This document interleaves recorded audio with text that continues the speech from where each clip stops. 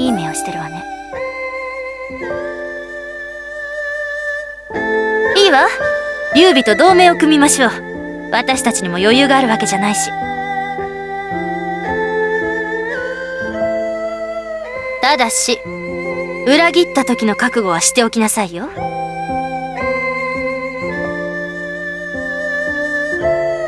そう願いたいものね。状況的に孫作さんを裏切ったとしても、私たちには何ら得はありません。今は曹操さんの勢力を削ぐことこそが重要です。同感だな。しかし孔明よ、曹操の勢力を削いでどうする？天下の美州郎さんなら天下三部といえばご理解いただけるかと思います。天下三部。そういうことか。どういうこと？曹操、劉備、そして孫作。均衡を保ち、天下を3つに分けるということだ。あ、なるほど。そんな考え方があったんだ。どういうことです？つまり曹操さんの治める義、孫作さんの治める呉、そして劉備様の治める蜀、この3つをそれぞれの天下とし、力の均衡を保つことで相互干渉をなくすということです。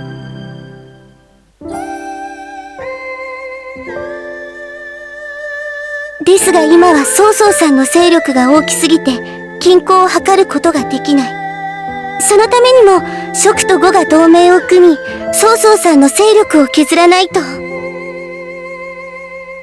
そして勢力の均衡を図るか。良い案だとは思うけどね。劉備はその案に賛成してるのかしら？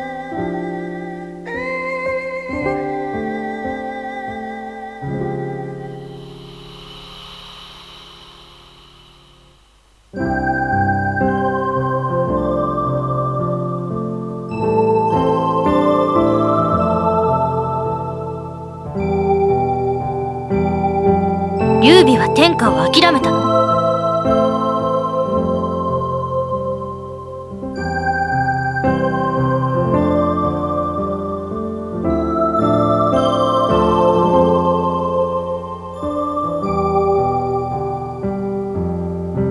私の心を読んだつもり？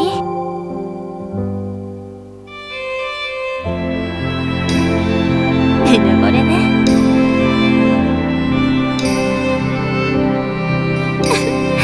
どうだろ。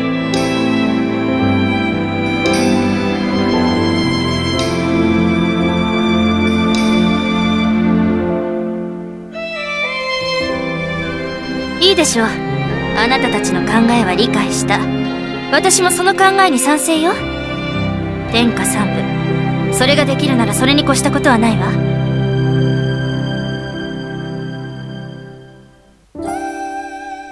今曹操さんはどのあたりにまで進出してきているのですか？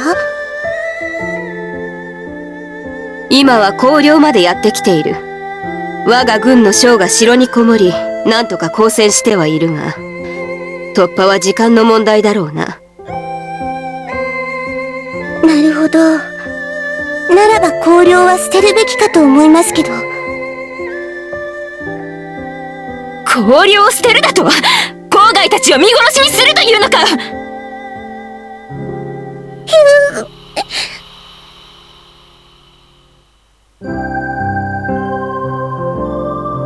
落ち着きなさい、蓮華。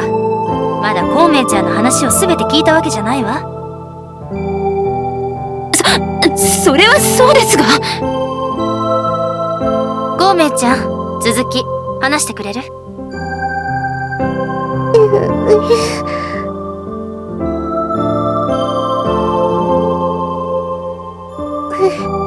い。広陵を捨てるって言ったのは戦略的にということで、別に広陵で抗戦する人たちを見捨てるってわけじゃないです。荒涼にこもる将兵を本隊に合流させ、撃破による戦力の損失を防ぐのが目的なんです。しかし荒涼を渡せば共闘補として利用されるぞ。曹操さんが有利になるのは仕方がないかと。今は兵力を整えるのが先決です。100万人と5万人では戦いになりませんが、100万人と食後同盟70万人だと勝敗の行方はわからなくなります。つまり曹操と決戦するってこと？そうです。今のままでは自利品になっていくの目に見えてますし。確かに現状のように撃破されていては押し込まれるだけだろうな。しかし曹操と決戦して勝てる保証はあるのか？保証はできませんけど、でも見込みは十分にあると思います。そのためにも食後同盟が成立したことを義に知らしめなければなりません。同盟成立を悟らせ、心理的圧迫感を与えるってことで良いのかな？はい。北方の曹操さんがいくら巨大でも国境を接する2国と同時に事を構えるのは嫌なはず。私たちの同盟を知った以上、曹操さんの取る行動は2つに集約されます。軍を引いて仕切り直しをするか、直後の連携が深まる前に一撃しようと動くか。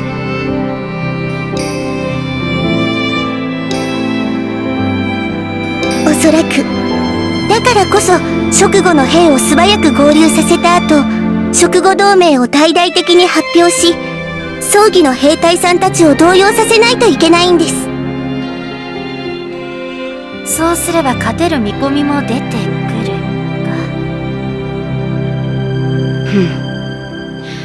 か。考えはよくわかった。私も孔明の推測に異なはない。勝てる確率が上がるだけでも十分めっけもんだもんね。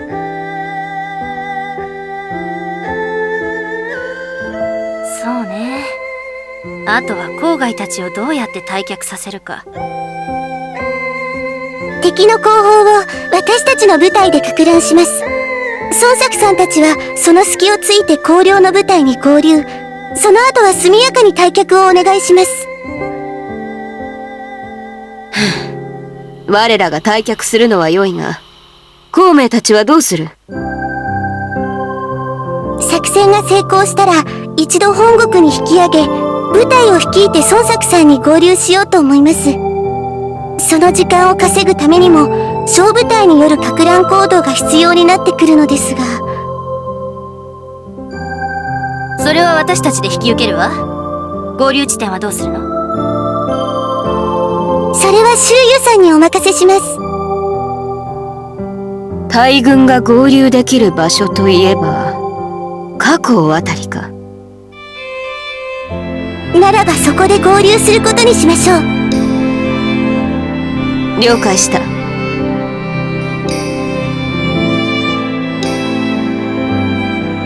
私たちもそうしましょう。荒涼の将兵の命、あなたに託すわ。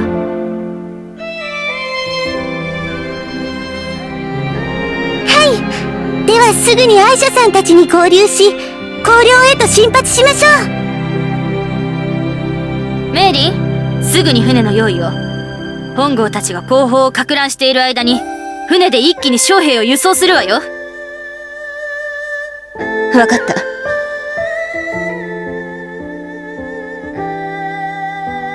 そっちもね。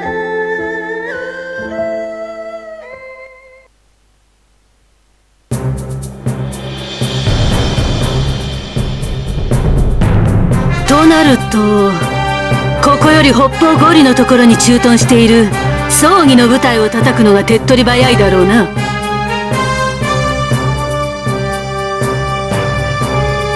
将として当然のたしなみじゃな。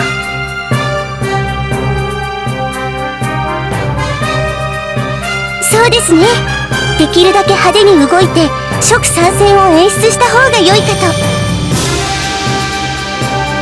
と。しかし長期にわたって戦えるほど兵も兵糧も多いわけではありません。引き際を間違えないようにしないと。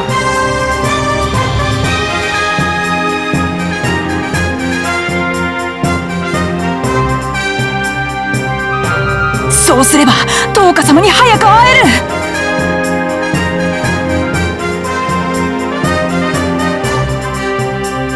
任せておけ。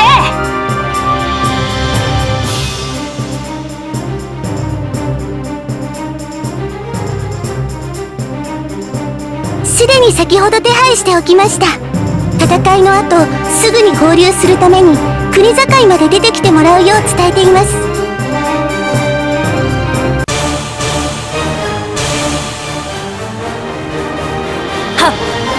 全軍進撃開始。目指すは北方葬儀の舞台だ。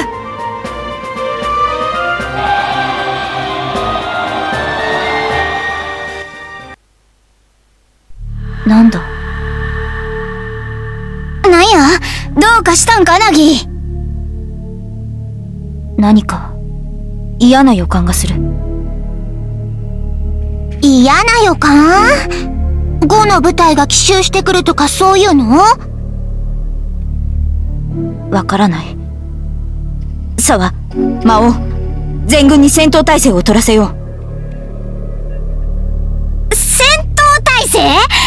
そりゃ構わんけど、大々的に5の部隊が襲いかかってきたら、うちらの部隊なんてひとたまりもないで。沢たち、視聴隊の護衛と補給路の確保が任務だもんね。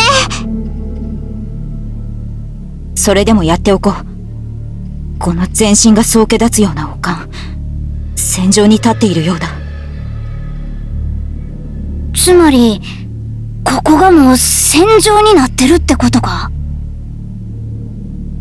でも敵なんて見えないよ。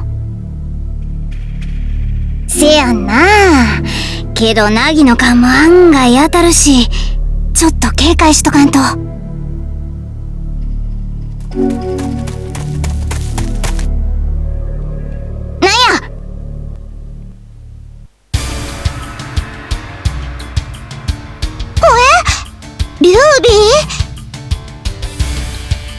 劉備の軍勢ってアホー。劉備言うたら大陸南西におる奴らやろが、なんで東から来んねん。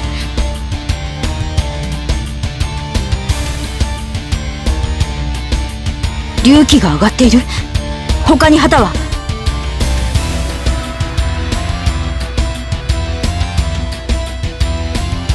真紅の緑旗って言えば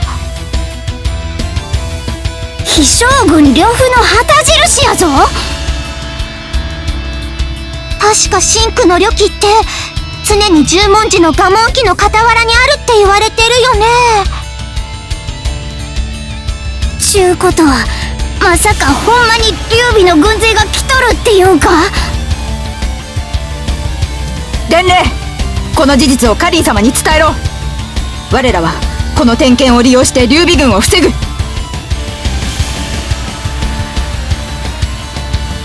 なぜ劉備軍がこんな場所に忽然と現れたのか、それはわからない。だけど私たちは視聴隊を守り、前線への補給路を確保しなくてはならない。わかっとる。ここでうちら負けたら前線の動きが鈍くなるからな。負けられんで。沢たちがやるしかないの。ナギちゃん、魔王ちゃん、頑張ろうね。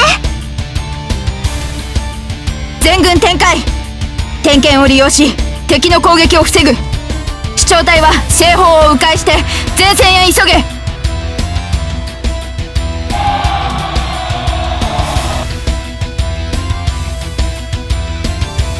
捕らえた。